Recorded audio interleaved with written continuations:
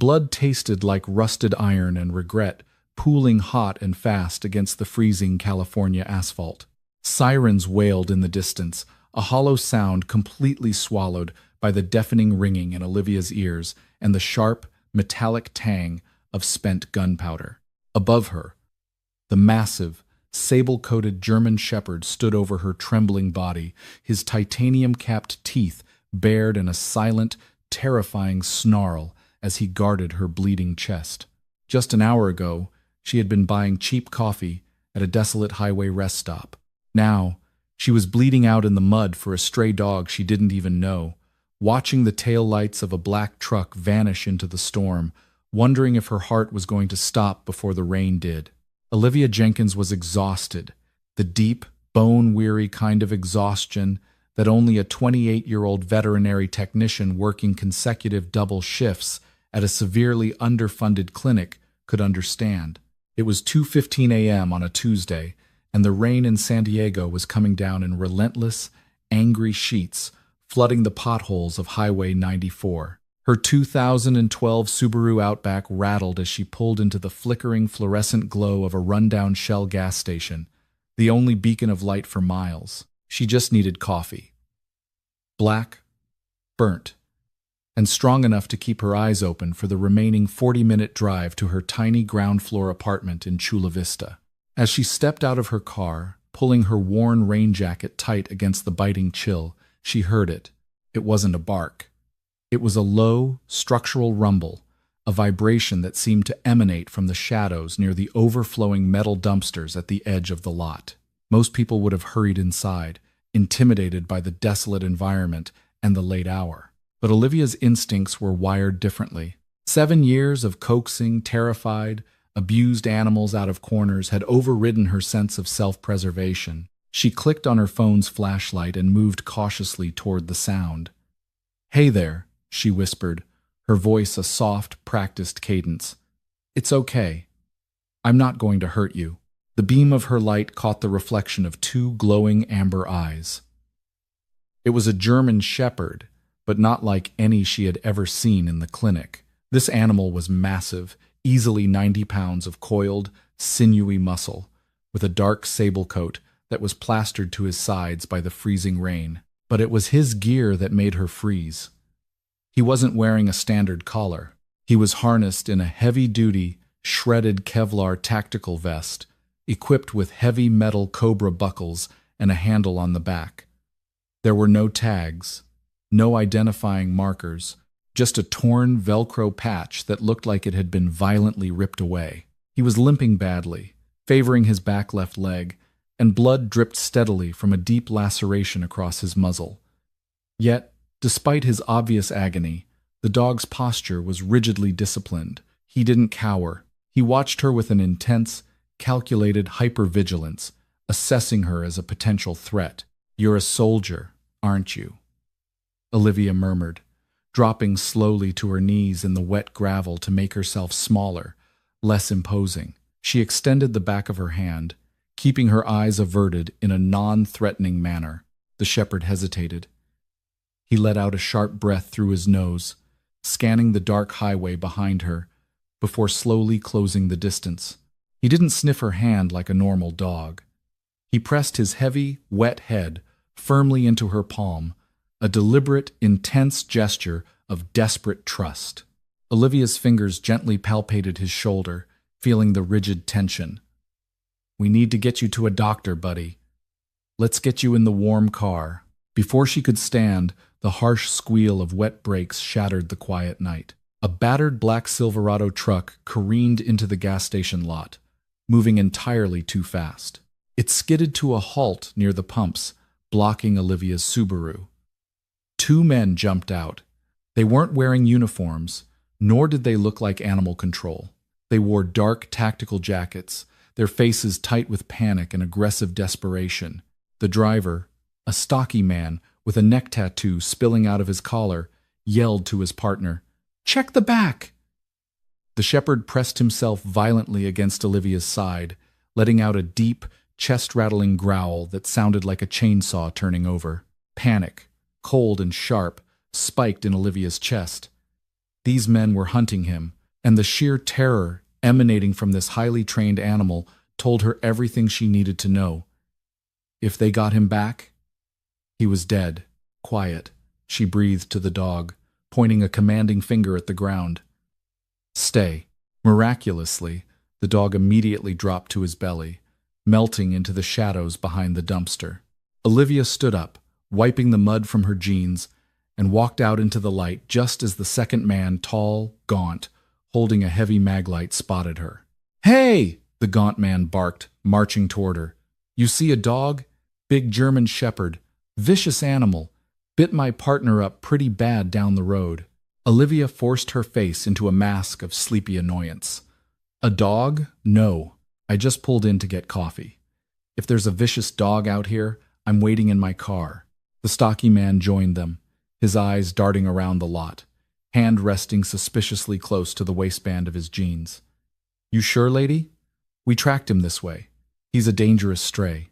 Belongs to a private security firm, highly classified." "Look around," Olivia said, gesturing to the empty asphalt. "It's just me. I haven't heard a thing." The stocky man stared at her, his eyes dropping to her hands. Olivia realized with a jolt of horror that her right hand was smeared with the dog's blood. "That's so," the man said, his voice dropping to a dangerous, deadly whisper. He drew a 9mm pistol from his waistband, the metal gleaming in the rain. "Then why are your hands bleeding, sweetheart?" Time fractured. Olivia didn't think. Her body simply reacted. "Run!" she screamed, dropping her phone and throwing herself to the left. She expected the dog to flee into the brush. Instead, a dark blur of teeth and muscle launched from the shadows behind the dumpster with the velocity of a cruise missile. The German shepherd bypassed Olivia entirely, hitting the stocky man square in the chest with the force of a battering ram. The gun fired into the air, a deafening crack that echoed off the metal canopy of the gas station as the man was thrown backward onto the wet asphalt. "Get it off me! Shoot the damn thing!" the man shrieked, thrashing wildly as the dog pinned his gun arm to the ground with titanium-capped teeth, completely neutralizing the threat without tearing his throat out, a chilling display of specialized restraint. The gaunt man fumbled, pulling his own weapon, his hands shaking in terror. Olivia knew that look. It was the look of a man who was going to pull the trigger out of pure panic. She didn't know this dog. She didn't owe him anything. But in that split second, all she saw was a brave, loyal creature who had just thrown away his own chance at escape to protect a stranger. "No!" Olivia lunged forward, throwing her weight between the terrified gunman and the shepherd. The second gunshot was louder than the first. It felt like being struck by a swinging baseball bat swung by a professional player. The sheer kinetic impact lifted Olivia off her feet, spinning her violently before slamming her onto the unforgiving gravel. A blinding, white-hot agony erupted just beneath her right collarbone, radiating down her arm and into her chest. The world tilted on its axis, the sky spinning wildly above her as the rain lashed against her face. The gunshot changed the dog's protocol. Seeing his protector fall, the shepherd released the first man and turned into a nightmare. He emitted a sound Olivia had never heard from a canine, a terrifying, primal roar. He launched himself at the shooter, vaulting over Olivia's body. The gaunt man managed to squeeze off one wild shot that shattered the window of the Shell station, but an instant later, the dog had him. The shepherd clamped down on the man's forearm with bone-crushing force, violently thrashing his head. The gun clattered harmlessly into a storm drain. The first man, terrified, bleeding, and grasping his mangled arm, didn't wait to help his partner. He scrambled to his feet, threw himself into the driver's seat of the Silverado, and slammed it into gear. He abandoned his partner, tires screeching as the truck tore out of the lot, disappearing down the dark highway. The gaunt man, screaming in agony, managed to kick the dog in its injured leg, causing the shepherd to momentarily lose his grip. Free! The man scrambled to his feet, clutching his ruined arm, and fled into the dark woods behind the gas station, leaving a trail of blood in his wake. Suddenly, The night was eerily quiet, save for the patter of the rain and the raspy, bubbling sound of Olivia's own breathing. She tried to sit up, but her body refused to obey. Her right arm was completely paralyzed. She looked down and saw the dark, spreading stain blooming across her light gray rain jacket, mixing with the puddles on the ground. Pneumothorax. Her medically trained brain registered clinically. Through and through wound. I'm bleeding out. A warm, wet nose pressed against her cheek. Bowie, though she wouldn't know his name until later, whimpered softly. He nudged her face, demanding she stay awake. When she closed her eyes, fighting the heavy pull of unconsciousness, he barked sharply, an authoritative, commanding sound. Then, he did something that defied all logic. The dog grabbed the heavy fabric of her rain jacket in his teeth and, with immense, agonizing effort, dragged her 3 feet out of the pooling water and into the dry overhang of the building. Panting heavily, his own wounds bleeding, the shepherd lay down right beside her. He positioned his massive front paws directly over her gunshot wound and pressed down with his body weight. He was applying pressure. Olivia stared into those amber eyes, watching the rain drip from his ears, utterly astounded. He's a combat medic. K9, she thought, the realization hitting her through the fog of pain. He knows exactly what he's doing. With her uninjured left hand, she managed to drag her phone from where it had fallen. The screen was cracked, but it still worked. She dialed 911. 911. What is your emergency? A dispatcher's voice crackled. I've been shot, Olivia gasped, her voice barely a whisper, blood bubbling on her lips. Shell station. Highway 94. Send police. Keep the dog safe. Please, keep him safe. The phone slipped from her fingers. The cold finally won, creeping up her legs, encasing her heart in ice. The last thing she felt before the darkness swallowed her entirely was the steady, rhythmic heartbeat of the German shepherd pressed against her side, guarding her until the very end. Olivia woke up to the smell of bleach, iodine, and the relentless, rhythmic beeping of a heart monitor. Her eyelids felt like they were lined with sandpaper.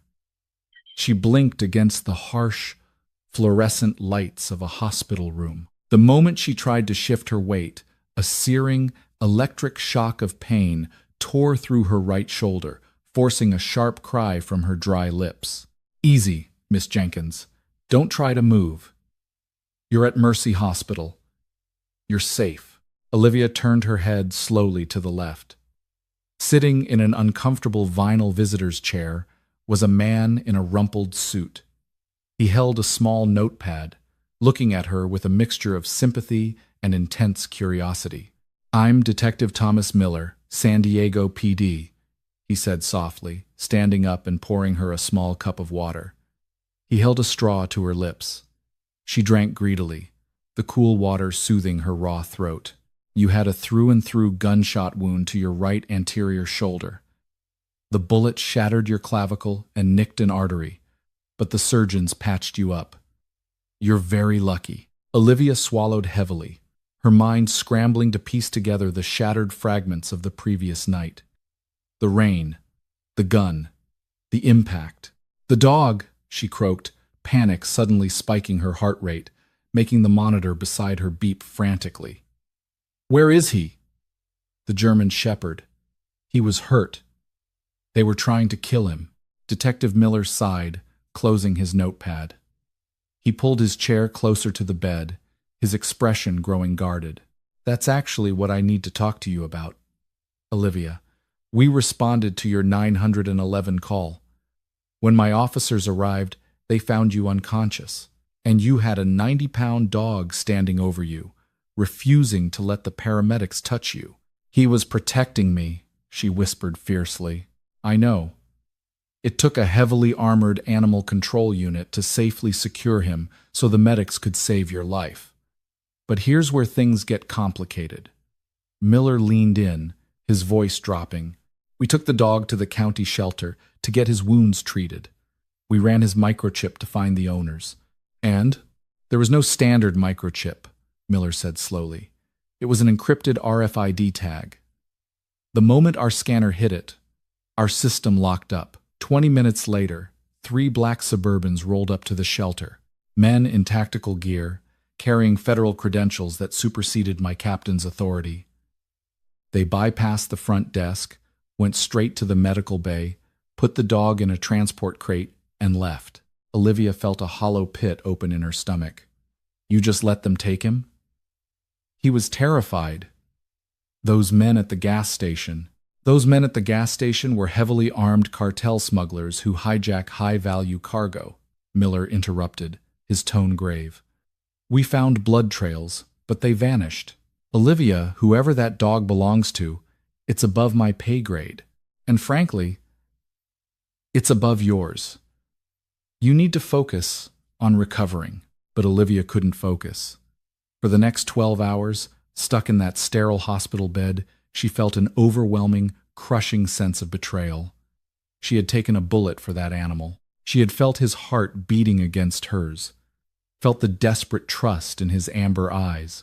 Now he was just swallowed up by some faceless government black hole, maybe dead, maybe thrown back into whatever hell he had been trying to escape. By the next morning, despite the surgeon's vehement protests and a lecture about infection risks, Olivia demanded to be discharged. She couldn't afford a week in the hospital anyway. Her health insurance through the vet clinic was a joke. Accompanied by a sling, a bottle of heavy painkillers, and a profound sense of depression, she took an Uber back to her dingy apartment in Chula Vista. Her apartment was small, situated on the ground floor of a faded stucco complex with a view of a cracked parking lot. It was exactly 24 hours since the shooting. It was 2:30 a.m. She sat on her worn thrift store sofa, unable to sleep, her arm throbbing in time with her heartbeat. She stared blindly at the muted television, feeling utterly hollow. She had risked her life. And for what? Nothing had changed. The world was still brutal, cold, and indifferent.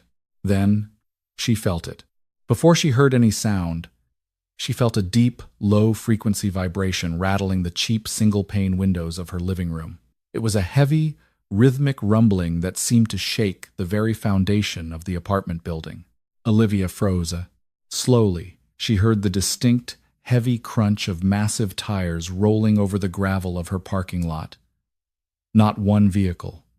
Several. The low, throaty purr of highly tuned diesel engines idled outside her window. Panic seized her. The cartel men? Did they track her from the hospital? She cast her eyes around the dark room for a weapon, finding only a heavy metal flashlight on her coffee table. She grabbed it with her good hand, her breath catching in her throat as she backed away from the window. Headlights cut through her thin blinds, casting long, menacing shadows across her living room wall. Then came the sound of doors opening and shutting. Heavy, coordinated footsteps. The metallic clink of gear. The heavy tread of boots echoed on the concrete walkway outside, moving with precise, deliberate synchronization. They weren't sneaking. They were moving with absolute, unquestionable authority. The footsteps stopped directly outside her front door. Silence hung in the air, thick and suffocating. Olivia held her breath, raising the flashlight, her heart hammering against her ribs like a trapped bird. 3 sharp, firm knocks echoed through the small apartment. Olivia Jenkins. A deep, resonant voice called from the other side of the wood. "We know you're in there. Open the door, please." Olivia's hand shook violently as she lowered the heavy metal flashlight. The 3 knocks had been precise, controlled, not the frantic pounding of a cartel hit squad, nor the heavy-handed banging of local police. "Who is it?" She managed to call out, her voice cracking, sounding terribly small in the quiet of her living room. Her right arm burned with a ferocious intensity, the painkillers doing little to dull the sharp, agonizing throb of her shattered collarbone. "Olivia Jenkins," the deep voice repeated, muffled by the cheap wood of the door. "My name is Commander John Sterling, United States Navy. We are here about the dog. Please, open the door. We mean you no harm. The dog." Olivia's heart skipped a beat. She crept toward the door, her bare feet silent on the worn linoleum, and pressed her eye to the scratched peephole. What she saw made her breath catch in her throat. Filling the narrow breezeway of her dingy Chula Vista apartment complex was a wall of men. They were not wearing dress whites or standard military fatigues. They were clad in muted, dark, multicam tactical gear, heavy plate carriers, and drop-leg holsters. The man at the front, Commander Sterling, had a rugged, weathered face, a dark beard streaked with gray, and eyes that looked like they had seen the darkest corners of the earth. Resting against his chest was a suppressed, heavily modified HK 416 assault rifle, slung casually but securely. Behind him, 3 other men stood in a loose, relaxed formation that nonetheless screamed lethal readiness. They were constantly scanning the parking lot, the roof lines, and the shadows. They looked like ghosts, heavily armed, terrifying ghosts. Slowly, wincing as her shoulder screamed in protest, Olivia unlocked the deadbolt and pulled the door open a few inches, leaving the chain engaged. "You're the people from the shelter," Olivia said, her voice trembling but edged with defiance. "The ones who took him." Commander Sterling didn't push the door. He stood perfectly still, his hands resting non-threateningly on his tactical vest. "Yes, ma'am, we are, and we owe you an apology for the manner in which he was retrieved." Local law enforcement was not cleared for the situation. "He was hurt," Olivia snapped, anger momentarily overriding her fear.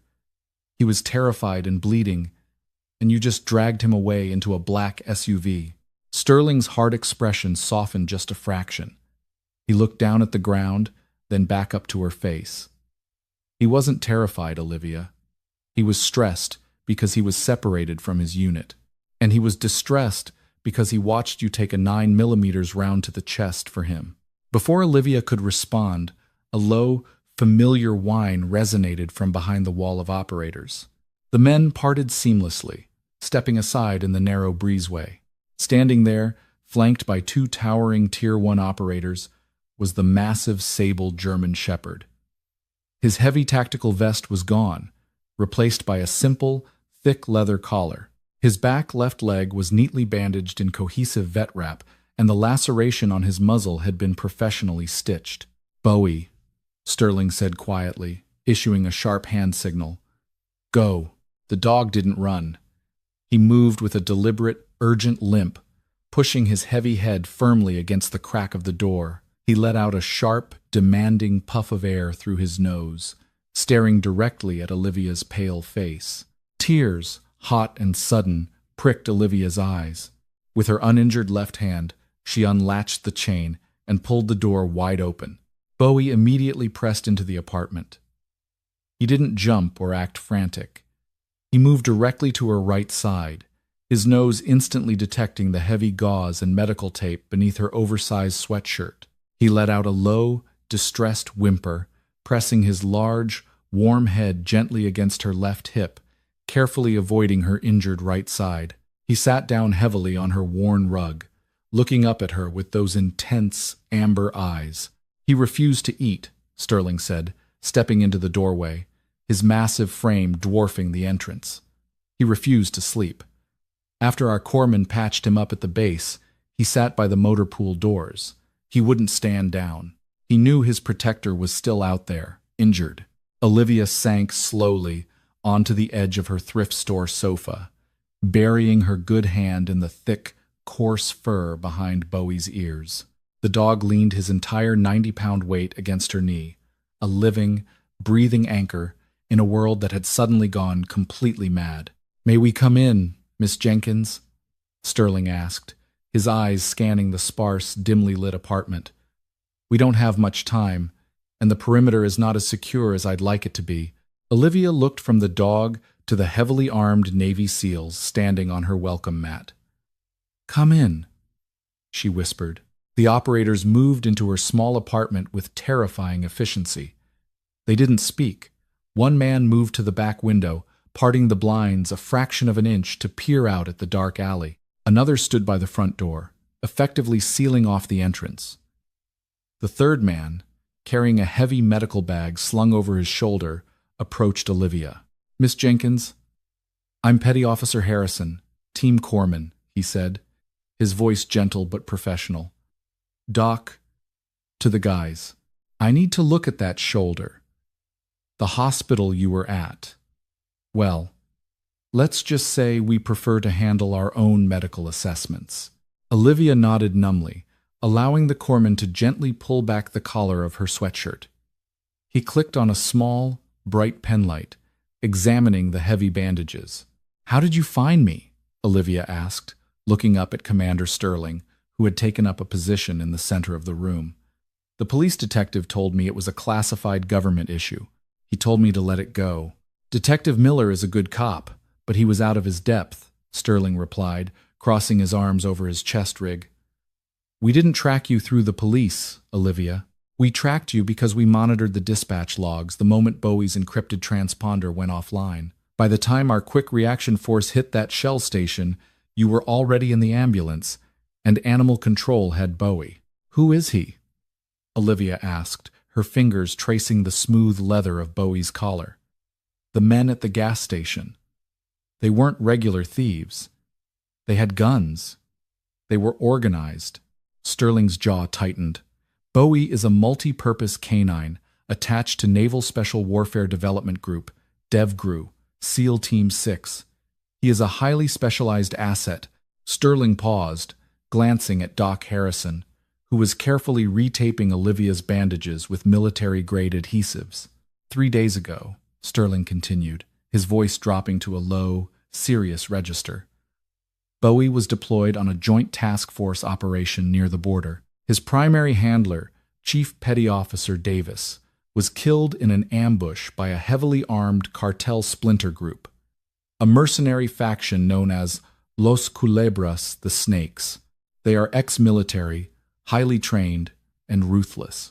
Olivia's breath caught. She looked down at the dog. He had lost his handler. He was grieving. That explained the intense, desperate bond he had formed with her in the rain. He was looking for someone to protect, someone to fill the void. "But why were they hunting the dog?" Olivia asked. "If they killed his handler, why chase a dog down Highway 94 inches of storm?" "Because of what Bowie was wearing," Sterling explained. Bowie's tactical vest wasn't standard issue. Sewn into the Kevlar lining was a microdrive. It contained highly classified, encrypted intelligence regarding the cartel's smuggling routes through the port of San Diego, including the names of several corrupted Port Authority officials. The cartel knew the data was extracted.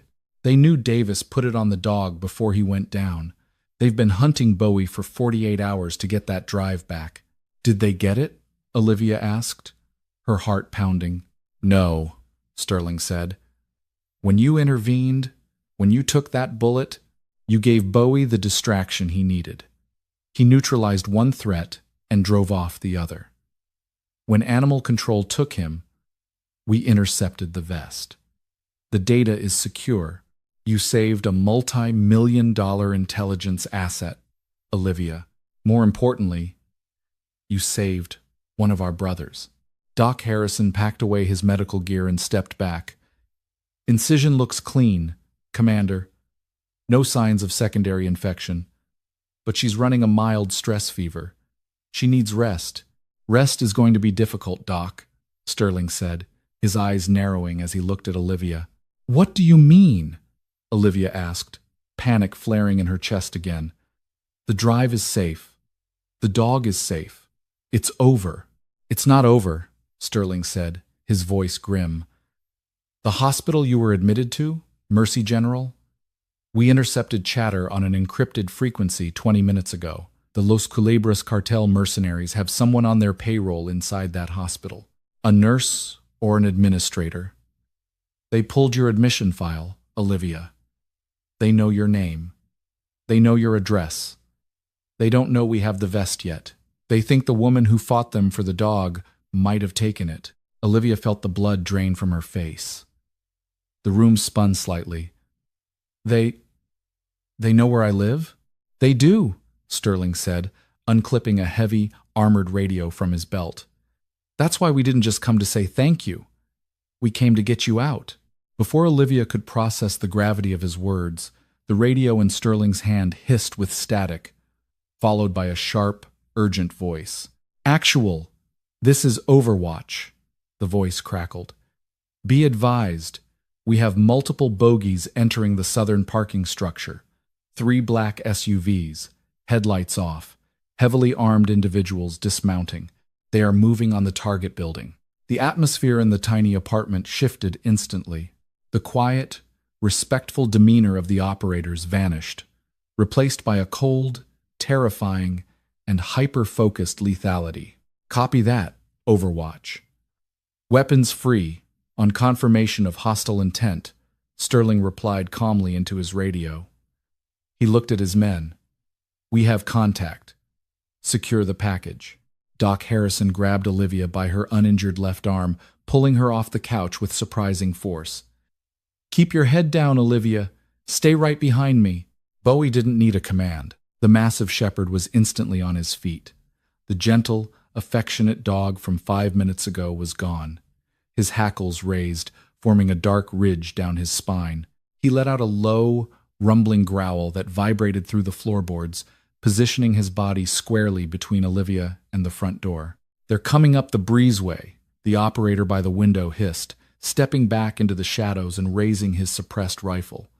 4 men, suppressed weapons, night vision. Olivia's mind went blank with terror. Her cheap apartment, her sanctuary, was about to become a war zone. She could hear the faint, stealthy crunch of gravel outside her window. The mercenaries were trying to be quiet, completely unaware that a team of America's most elite apex predators was waiting for them inside. "Doc, get her in the bathroom. Put her in the tub. Cover her," Sterling commanded.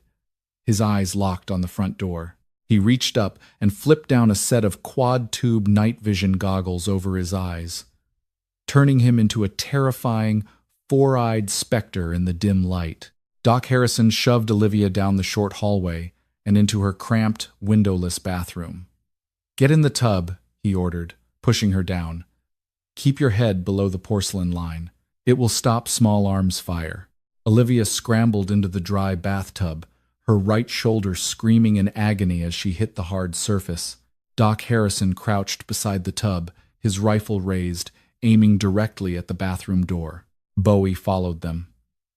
He refused to stay in the living room with the shooters. He squeezed into the bathroom, jumping into the tub with Olivia. He lay heavily across her legs, his massive body shielding her torso, his amber eyes locked on the doorway, waiting. "Breach in 3. A voice whispered over Doc's earpiece, loud enough for Olivia to hear in the dead silence of the bathroom. 2. 1. The front door of Olivia's apartment didn't just open, it exploded. A muffled, concussive thump shook the entire building as a breaching charge blew the deadbolt out of the wood frame. The door slammed inward, shattering against the drywall. Instantly, the living room erupted into chaos. But it wasn't the deafening roar of a movie gunfight. It was a terrifying, mechanical symphony of suppressed gunfire. Pah, pah. Short, controlled bursts of lethal precision. Men shouted in Spanish, their voices laced with sudden, absolute panic. The cartel mercenaries had expected a sleeping, injured civilian. Instead, they had walked into a fatal funnel orchestrated by DEVGRU. Glass shattered. Heavy bodies hit the floor. "Target 1 down," a voice called out in the living room. "Target 2 down." Olivia clamped her hands over her ears, tears streaming down her face, pressing her face into Bowie's thick neck. The dog was completely rigid, letting out sharp, explosive barks that echoed deafeningly in the small tiled bathroom. Suddenly, heavy footsteps sprinted down the short hallway toward the bathroom. Doc Harrison shifted his weight, his finger tightening on the trigger. A man in dark tactical gear slid into the doorway of the bathroom, his weapon raised blindly. He was bleeding from a graze on his shoulder, his eyes wide with frantic terror, looking for any way to escape the slaughter in the living room. He saw Doc Harrison. He saw Olivia in the tub. He leveled his weapon.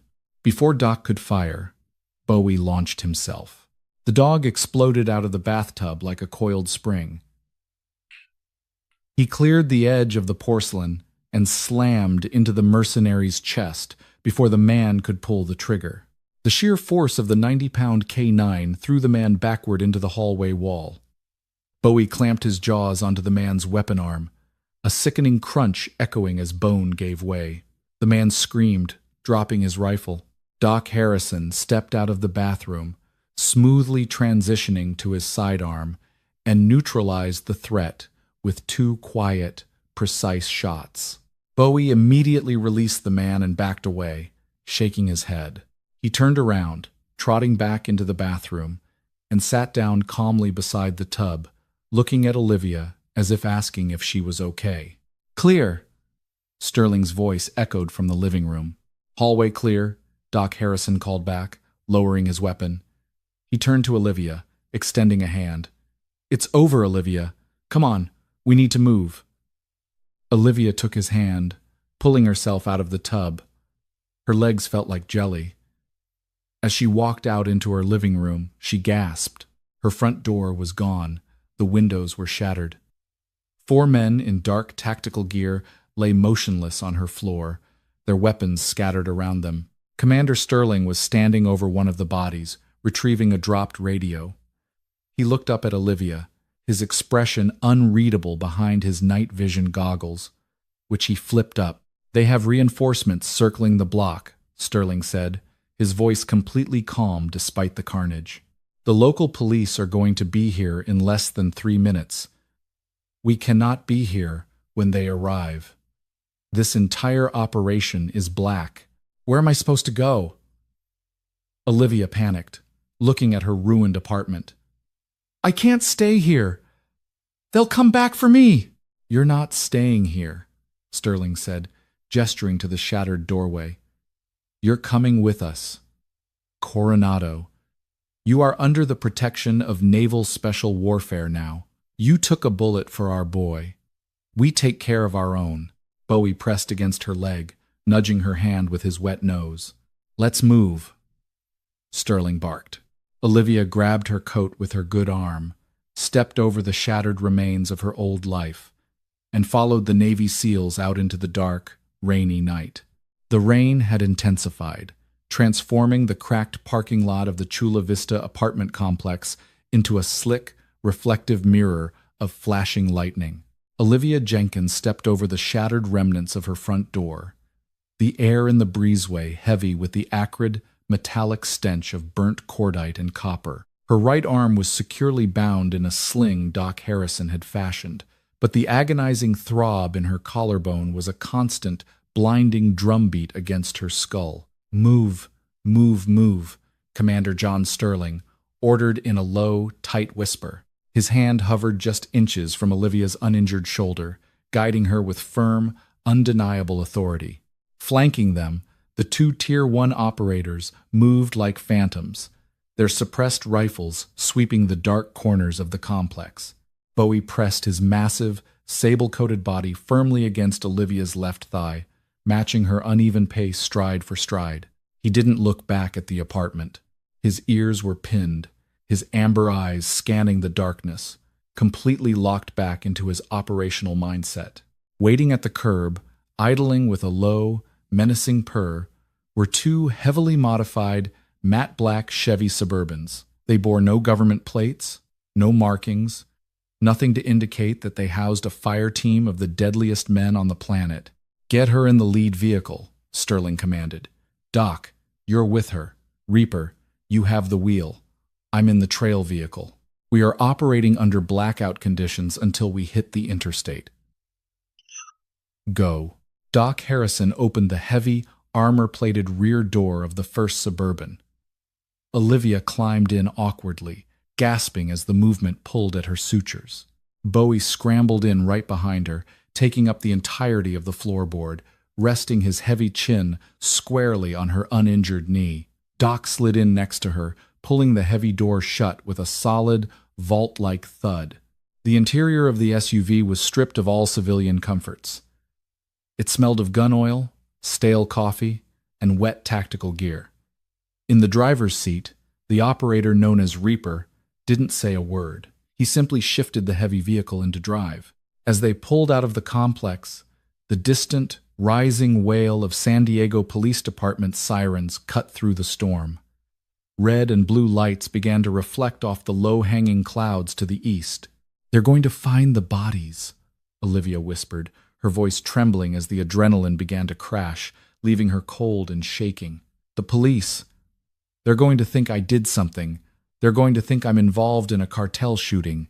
They won't think anything," Doc Harrison said calmly, pulling a ruggedized tablet from a tactical pouch on the seat back. "Within 20 minutes, a federal cleanup crew will be on site. The local PD will be ordered to stand down under Title 50 national security protocols. By tomorrow morning, your landlord will receive a very generous, untraceable wire transfer for the damages, and Olivia Jenkins will effectively cease to exist in the public record." Olivia stared at him, the reality of her situation crashing down on her. "Cease to exist? I have a job. I have a life." Doc looked up from his tablet, his eyes softening just a fraction. "Olivia, you took a bullet for a highly classified military asset. You subsequently became the target of Los Culebras, a multinational cartel faction that just tried to assassinate you in your living room. You can never go back to that veterinary clinic. You can never go back to that apartment. It isn't safe. Commander Sterling is taking you to Naval Amphibious Base Coronado. You'll be safe behind the wire." Bowie let out a soft whine, sensing her spiking heart rate. He nudged her good hand with his wet nose. Olivia instinctively buried her fingers in his thick fur. It was the only thing grounding her to reality. Reaper navigated the dark surface streets with the headlights completely off, utilizing the vehicle's integrated infrared night vision system projected onto the windshield. They merged onto Interstate 5 North, the rain lashing aggressively against the reinforced ballistic glass. "Doc?" Reaper's voice was a low, gravelly rumble from the front seat. "I'm not liking our 6 o'clock. I'm not liking our 6 o'clock." Doc immediately looked up, twisting in his seat to look out the heavily tinted rear window. "Talk to me." "Two vehicles merged onto the I-5 right after we did. Black SUVs. They're matching our speed exactly.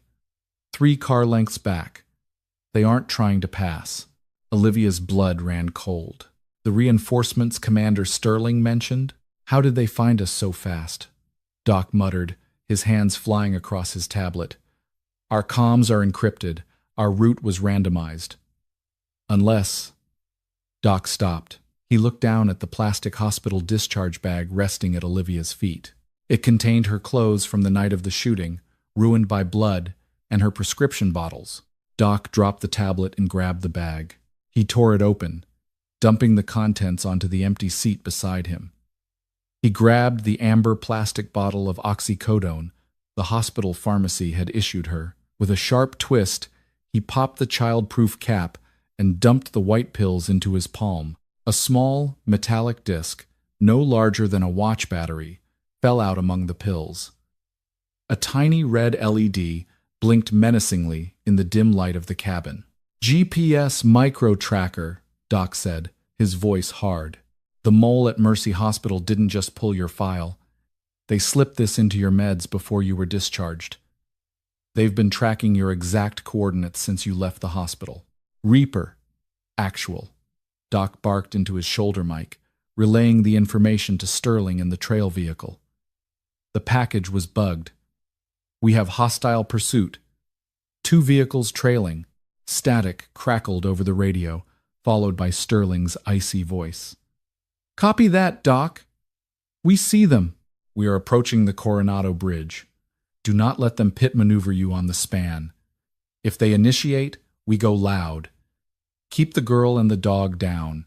"Hold on, Olivia," Doc said, grabbing his HK 416 rifle and chambering a round. Things are about to get ugly. The Coronado Bridge rose out of the darkness like a massive, concrete ribbon stretching across the black, choppy waters of the San Diego Bay. At 3:15 a.m., In a torrential downpour, the 2-mile span was completely deserted. A slick, dangerous curve suspended 200 feet in the air. As Reaper pushed the heavy Suburban up the incline of the bridge, the engine roared. The speedometer climbed to 80, then 90. Behind them, the 2 cartel SUVs dropped all pretense of stealth. Their high beams snapped on, blindingly bright, and their engines surged. They were closing the distance rapidly. "They're making their move," Reaper announced, his hands white-knuckling the steering wheel. "Reaper, this is Sterling. Trail vehicle is engaging to block," the radio crackled. Olivia twisted her neck, ignoring the searing pain in her shoulder, and looked out the rear window. She watched as Sterling's Suburban violently slammed on its brakes, swerving across both lanes of the bridge to create a massive 2-ton roadblock between them and the cartel vehicles. Sparks showered into the night sky as the lead cartel SUV slammed its brakes, swerving to avoid a catastrophic collision with Sterling's vehicle. The second cartel vehicle, however, didn't stop. It veered hard to the right, scraping violently against the concrete barrier of the bridge, sending a shower of pulverized concrete into the air, and managed to squeeze past Sterling's blockade. "One got through," Doc yelled, bracing himself against the doorframe. "He's coming up on our passenger side." The cartel SUV pulled up parallel to them, the vehicles inches apart, traveling at 90 miles an hour over the dark water. The rear passenger window of the cartel vehicle rolled down. "Get down!" Doc roared, shoving Olivia violently toward the floorboard. Bowie reacted instantly. The massive German Shepherd threw his entire body weight over Olivia, pinning her to the floorboards, his heavy tactical collar pressing into her neck. Crack, crack, crack, crack. Deafening automatic gunfire erupted. The heavy caliber rounds slammed into the side of the Suburban. The ballistic glass of the passenger window spider-webbed violently, holding together under the first volley, but buckling under the sheer kinetic force. Reaper slammed the Suburban into the cartel vehicle, sending a jarring, metallic shockwave through the chassis. The cartel SUV fishtailed on the wet asphalt but recovered, the shooter leaning out the window to fire again. Doc Harrison didn't hesitate. He kicked the passenger door open just a few inches, bracing it with his tactical boot, and shoved the barrel of his rifle into the agonizingly cold wind. He fired a 3-round burst. The cartel shooter slumped backward, his weapon clattering onto the highway. But a second man instantly took his place, firing wildly. A stray round found a weak point in the doorframe. Doc Harrison grunted a harsh, breathless sound and collapsed backward onto the seat, his rifle dropping to the floor. Blood instantly blossomed across the thigh of his multicam trousers. The round had punched clean through his leg. "Doc's hit," Reaper yelled over the roar of the wind and the engines. "I can't shake them. We're coming up on the descent."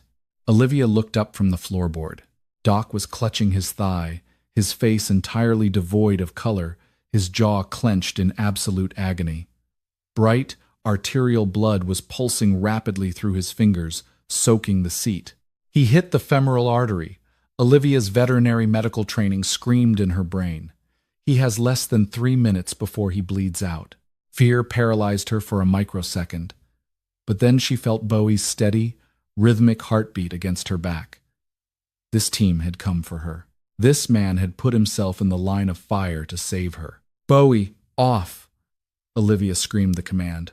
To his credit, the highly trained K9 immediately shifted his weight, allowing Olivia to sit up. Ignoring the white-hot agony tearing through her own shattered collarbone, Olivia threw herself across the seat toward Doc Harrison. "Olivia, stay down!" Doc gasped, his hands slipping on his own blood. "Shut up and let go!" Olivia yelled, her voice possessing a frantic, desperate authority. She ripped the heavy tactical belt from Doc's waist. Her hands, covered in his blood, fumbled with the heavy metal Cobra buckle. "Reaper, hold the wheel steady!" she screamed over the gunfire. With her uninjured left hand and her teeth, Olivia looped the heavy nylon belt around Doc's upper thigh, as high up as she could manage. She pulled the strap through the buckle and bit down on the nylon, yanking her head back with all her remaining strength while pulling with her left hand. Doc let out a raw, agonizing scream as the makeshift tourniquet bit deeply into his muscle, crushing the artery against the bone. "Hold it!" Olivia yelled, tying off the slack. She pressed her entire body weight against his leg, keeping the pressure absolute.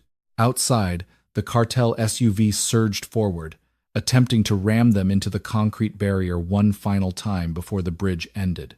But suddenly, the night sky was illuminated by a blinding, artificial daylight. A massive, thumping roar descended from the clouds above them. A U.S. Navy MH-60 Seahawk helicopter scrambled from the Coronado base, hovered violently just 50 feet above the bridge.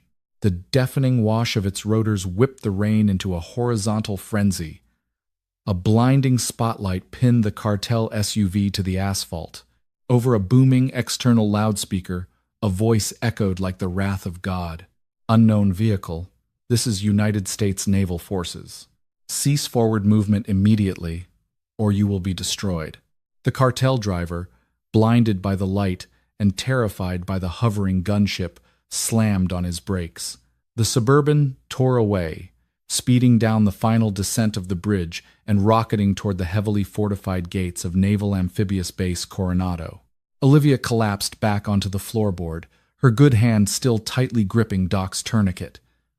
Bowie crawled forward, gently licking the blood from her face, whining softly. "You did good, Olivia," Doc whispered, his head lolling against the window, his breathing shallow but steady. As the massive steel gates of the naval base slammed shut behind them, effectively locking the monsters out in the storm, the adrenaline finally left Olivia's body, and she surrendered to the darkness. The sterile, perfectly white ceiling of the Naval Medical Center, San Diego, was vastly different from the dingy, terrifying atmosphere of the hospital room in Chula Vista. For one, the air here smelled of heavy-duty antiseptic and ocean salt, blowing in from the slightly cracked window. For another, there was a heavily armed military police officer, Master-at-Arms First Class Miller, standing guard directly outside her door, vetting every single nurse who walked the floor. It had been 4 days since the nightmare on the Coronado Bridge. 4 days of relentless physical agony as her shattered collarbone began the slow, brutal process of knitting itself back together around surgical steel plates. 4 days of endless, exhausting debriefings with grim-faced men from NCIS, the FBI, and Naval Intelligence. They sat by her bed, recording every syllable as she recounted the gas station, the ambush in her living room, and the desperate, bloody flight across the bridge. But today, the room was quiet. Olivia sat propped up against a mountain of pillows, her right arm secured in a heavy medical sling, watching the sparkling blue waters of the San Diego Bay. She felt a profound, heavy emptiness. She had survived, but her life had been entirely wiped off the map. The heavy wooden door clicked open. Commander John Sterling walked in, ducking his head slightly to clear the frame. He wasn't wearing his dirt-caked tactical gear today. He wore his crisp, formal Navy service dress uniform, the heavy rows of ribbons on his chest, a silent testament to a career spent in the darkest shadows of the world. He walked with a pronounced limp, a souvenir from the violent crash on the bridge. Behind him, pushing a specialized medical wheelchair, was Petty Officer Doc Harrison. His right leg was immobilized in a massive, rigid brace, but the color had returned to his face. "Thought you might want to see a familiar face, Olivia," Sterling said quietly, stepping aside so Doc could wheel up to the edge of the bed. Doc reached out, gently wrapping his calloused hand around her uninjured left wrist. "The vascular surgeon told me I had less than 90 seconds of blood volume left when Reaper hit the base gates," Doc said, his voice thick with unshielded emotion. "Your tourniquet was perfect. It dug into the muscles so hard it left a permanent groove, but it kept my heart pumping. I owe you my life, Olivia. My wife and my little girl owe you." Olivia swallowed hard, blinking back sudden tears. Doc offered a tired, genuine smile. "In this community, we don't do even. You're family now. Period. Sterling cleared his throat, pulling a thick, heavily redacted manila folder from under his arm and placing it on her tray table. His demeanor shifted from brother-in-arms back to a Tier 1 commanding officer. "The fallout is complete, Olivia," Sterling began, his tone cold and clinical. "The cartel faction, Los Culebras, has been entirely dismantled. The microdrive sewn into the vest contained the digital keys to their offshore financial network, their weapons supply lines, and their corrupted political contacts. And karma hit them hard." Sterling opened the folder, revealing a photograph of a wealthy-looking man in handcuffs. The mole at Mercy Hospital was the chief administrator, David Henshaw. He sold your admission data to the cartel for a $500,000 wire transfer, but Henshaw wasn't as smart as he thought. The micro-tracker he slipped into your pill bottle pinged a proprietary satellite network. Our cyber warfare division tracked that ping directly back to Henshaw's personal IP address before we even crossed the bridge. He lost his career. His offshore accounts were seized by the Treasury Department, and he's currently facing federal treason charges in a black site holding cell. Olivia stared at the photo, a fierce sense of vindication washing over her. And the men who were hunting us? The cartel boss, Hector El Mudo Varga, met a fitting end, Sterling stated flatly. The intelligence on that drive allowed coordinated DEA and Mexican Marine units to raid his primary compound in Sinaloa. When Varga tried to run, he found out the hard way that loyalty bought with money evaporates when the accounts are frozen by the U.S. government. His own lieutenants turned him over to the Marines to save their own skins. He will spend the rest of his natural life in a maximum security federal penitentiary in Colorado. The nightmare was genuinely over. The men who had hunted her, who had terrified that brave dog in the rain, had been served absolute justice. "So, I'm safe," Olivia whispered, leaning back against her pillows. "My medical bills, completely covered by a classified discretionary fund," Sterling interrupted.